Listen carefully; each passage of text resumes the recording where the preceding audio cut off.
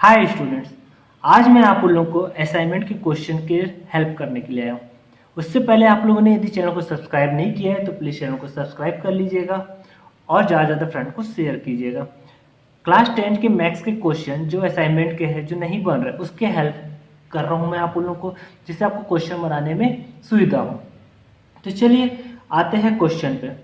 किसी समानांतर श्रेणी का 12वां पद उसके पांचवें पद से 14 अधिक है और उन दोनों पदों का योग 36 है, तो इसकी श्रेणी का mवां पद ज्ञात कीजिए। ठीक है, प्रश्न में क्या बोल रहा है? समांतर श्रेणी का 12वां पद। सबसे पहले हम इसे निकाल लेते हैं हल। किसे निकाल लेते हैं? समांतर श्रेणी का 12वां पद। समांतर श्रेणी का 12वां पद T12 बराबर formula a plus N minus one into D. T12 a plus N की जगह क्या हो जाएगा? 12 माइनस वन इंटू डी। तो T12 बराबर a प्लस 11d। ये समीकरण 1 हो गया। ठीक है, श्रेणी का 12वां पद निकल गया हमारे पास। अब हम निकाल लेते हैं श्रेणी का 5वां पद। कौन से श्रेणी का? समांतर श्रेणी का 5वां पद। श्रेणी का 5वां पद क्या होगा? T5 equal to A plus N minus one into D.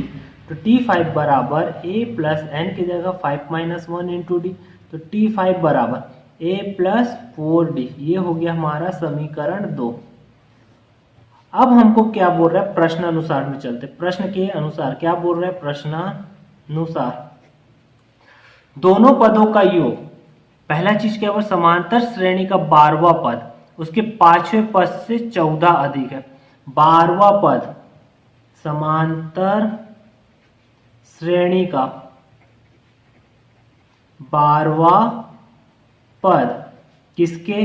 समांतर श्रेणी के 5वें पद से कितना अधिक है? 14 अधिक है। तो प्लस 14। T12 बराबर T5 प्लस 14। T12 का मान समीकरण 1 से रखे तो a प्लस क्या हो जाएगा? 11d। 5 का मान a प्लस 4d प्लस 14। इसका इस तरफ पक्षांतर कर दिया तो a प्लस 11d, ये इधर आएगा तो माइनस a माइनस 4d बराबर 14।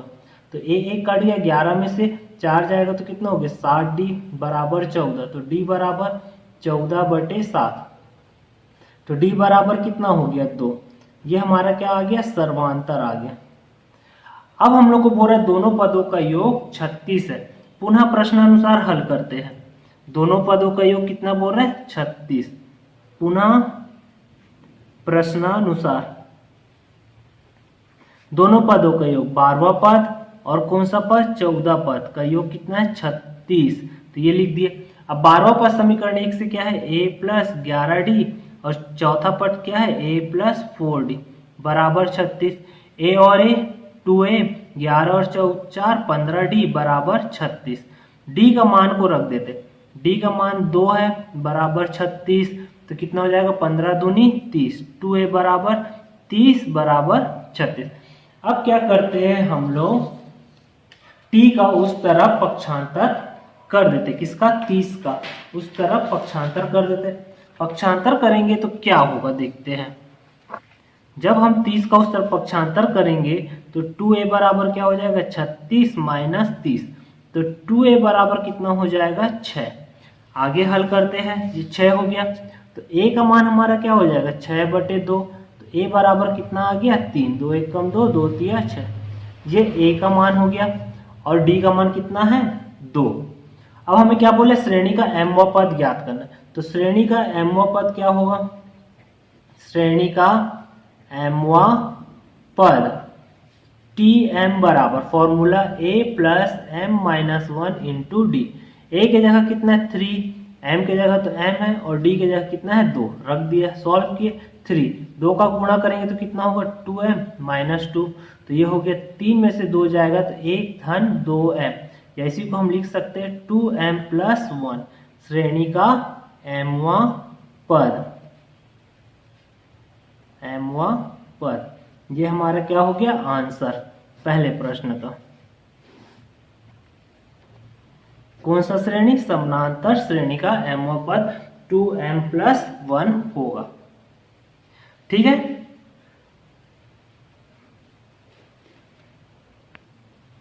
दूसरा प्रश्न, समांतर श्रेणी का 8, 15 और 22 का अंतिम पद 218 पदों की संख्या ज्ञात कीजिए। हम लोग को क्या किया है? दिया गया है, क्या दिया गया है? दिया गया है समांतर श्रेणी। समांतर श्रेणी क्या दिया है? 8, 15 और 22। अब इसका प्रथम पद हमें क्या हो जाएगा? जहां पर प्रथम पद a बराबर कितना हो गया? 8, और द्वितीय पद कितना हो जाएगा? द्वितीय पद b बराबर 15। इससे हम क्या निकालेंगे? सर्वांतर। सर्वांतर का सूत्र जानते हैं, d बराबर b माइनस a। तो d बराबर क्या हो गया? 15 माइनस 8, तो d बराबर हो गया 7। ये d का मान हो गया। अब हमको बोल रहे श्रेणी का अंतिम पद 218। किसके श्रेणी का? समांतर श्रेणी के अंतिम पद।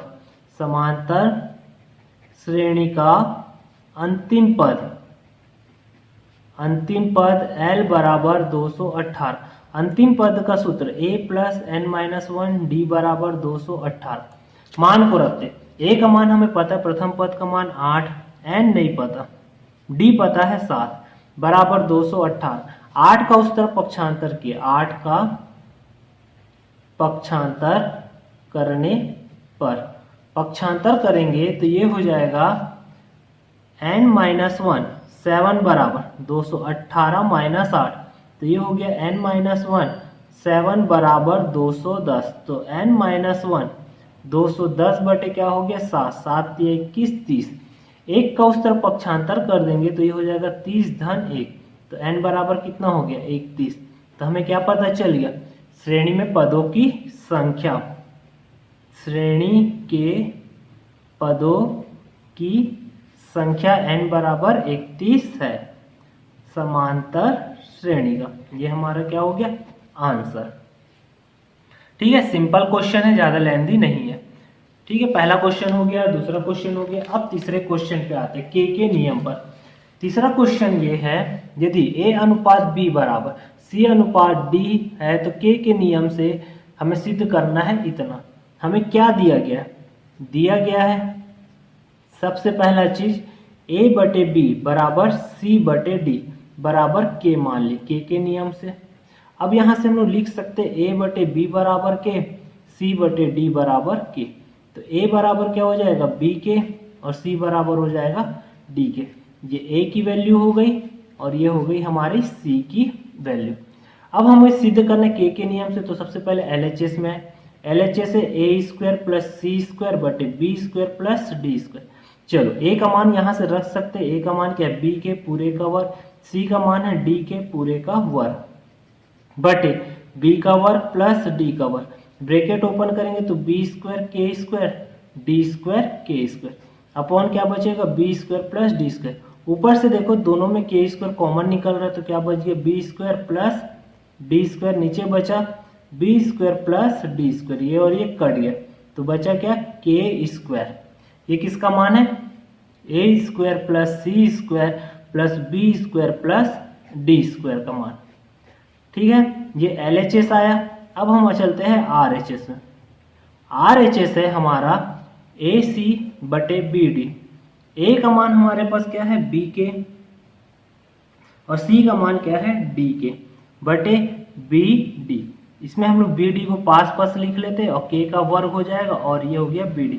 ये सेम है, कट गया, तो बचा क्या? K का वर्ग। तो AC बटे BD, यानी हमारा RHS भी दोनों क्या हो गया? सेम आ गया।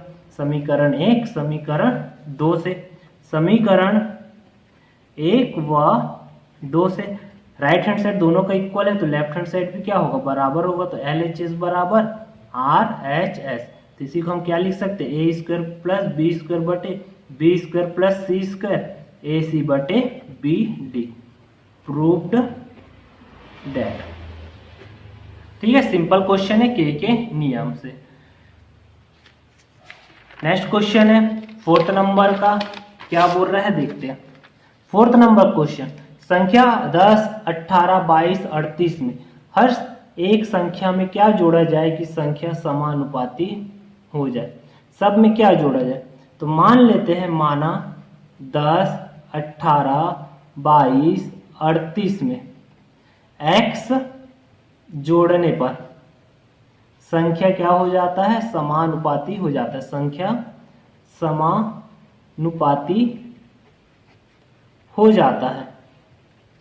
तो प्रश्नानुसार जमाए 10 प्लस एक्स अनुपात 18 प्लस एक्स समानुपात 22 प्लस एक्स अनुपात 38 प्लस एक्स। तो हमें संख्या का मान ज्ञात करना है, तो x का मान निकालना है। अब कैसे निकालेंगे, इसी को हल करेंगे।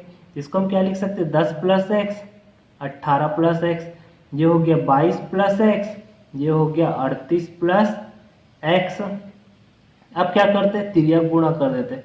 तिर्यक गुणा करने पर, तिर्यक गुणा करेंगे तो क्या होगा, 10 प्लस एक्स का गुणा 38 धन एक्स के साथ, 18 धन एक्स का गुणा 22 धन एक्स के साथ।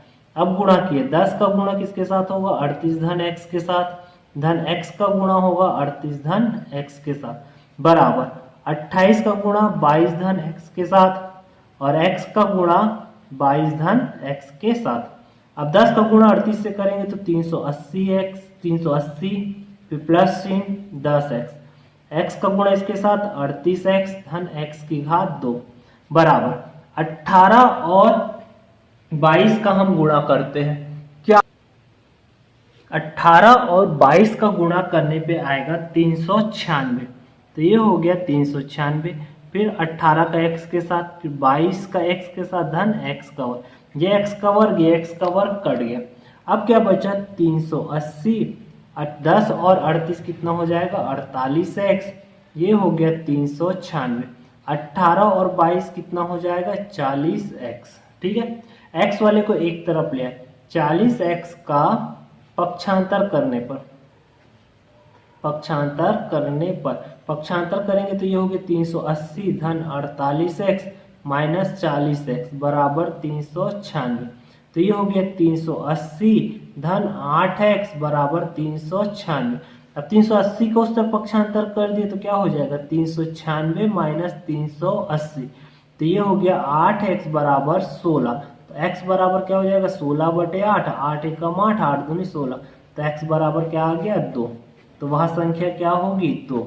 ये हमारा क्या हो गया, आंसर। तो सभी में क्या जोड़ने पर, 2 जोड़ने पर संख्या क्या हो जाएगी, 2 जोड़ने पर संख्या समानुपाती हो जाएगी, समानुपाती हो जाएगी। ठीक है, जोड़ के आप लोग देख लेंगे, संख्या पूरी पूरी क्या हो जाएगी, समानुपाती हो जाएगी। चलिए नेक्स्ट क्वेश्चन पे आते हैं। नेक्स्ट में क्वेश्चन क्या बोल रहा है, देखते हैं क्या बोल रहा है। y अक्ष पर स्थित किसी बिंदु के निर्देशांक ज्ञात कीजिए जो बिंदु 5, 2 व 3 व 4 से समदूरस्थ है। समदूरस्थ है यानी बराबर है y अक्ष पर। चलो एक हम लोग रेखा खींच लेते हैं। ठीक है, ये y अक्ष पे होगा लेकिन हम समझने के लिए इसे खींच लेते हैं। ये मान लेते हैं बिंदु P y अक्ष पर है यानी y का मान होगा और x का मान क्या होगा, 0। तो o और वो y मान लिए निर्देशांक P का। अब इससे दोनों समान दूरी पर है, a और b। ये हो गया 5, 2 और दूसरा b हो गया 3 और 4, दोनों समान दूरी पर है। तो हमको इसका निर्देशांक ज्ञात करना है y का। चूंकि बिंदु P 0 और y, बिंदु A 5, 2 और बिंदु B 3, 4 से समान दूरी पर है या समदूरस्थ है। समदूरस्थ है तो क्या होगा, PA का मान बराबर होगा PB का। तो हम इस पर सूत्र लगाए, दो बिंदुओं के बीच की दूरी। क्या सूत्र होता है, x2 माइनस x1 का square plus y2 minus y1 का स्क्वायर। इसी प्रकार इस तरफ भी लगेगा तो रूट x2 माइनस x1 का square plus y2 minus y1 का स्क्वायर। अब इसे सॉल्व करते हैं, रूट, चलिए इसको यदि x1 माने इसको y1 तो ये x2 y2 होगा।